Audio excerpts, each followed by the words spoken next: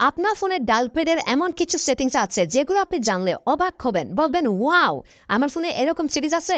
তাই আজকের এই ভিডিওটি সম্পূর্ণ দেখে এই সিরিজগুলো শিখে রাখেন। আপনারা কিন্তু 99% লোক এই সিরিজগুলো জানেন না। তো চলুন কথা আবার এই ভিডিওটা শুরু করা যাক। নিয়মিত একটা ইম্পর্টেন্ট ভিডিও পাওয়ার জন্য ফলো করতে পারেন যা আপনার অনেক কাজে দিবে। So guys, first of all আপনি আপনার ফোনের ডায়াল প্যাডের অ্যাপসটাকে ওপেন করে দিবেন। অ্যাপসটাকে ওপেন করে দেওয়ার পর এখান থেকে থ্রি ডট মেনু এই অপশনে ক্লিক করে দিবেন।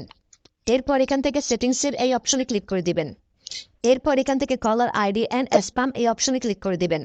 দেন এখান থেকে এই দুটো অপশনকে আপনারা অন করে দিবেন। এই দুটো অপশন আপনি যদি এখানে এই দুটো অপশন অন করে দেন, সেক্ষেত্রে আপনাকে যদি কোনো আননোন পার্সন কিংবা কোনো স্প্যামিং ব্যক্তি যদি আপনাকে কল দেয়, সে ব্যক্তির নাম্বার এবং নাম আপনার ফোন বলে দেবে, ঠিক আছে? দেন এখান থেকে ব্যাকে ক্লিক করে দিবেন। এরপর একটা স্ক্রল করবেন, স্ক্রল করার পর এখান থেকে কলার আইডি অ্যানাউন্সমেন্ট এই অপশনে ক্লিক করে দিবেন।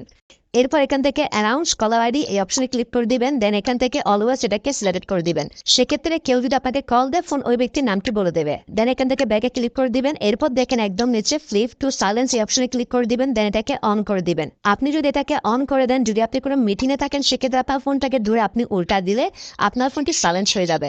That's it.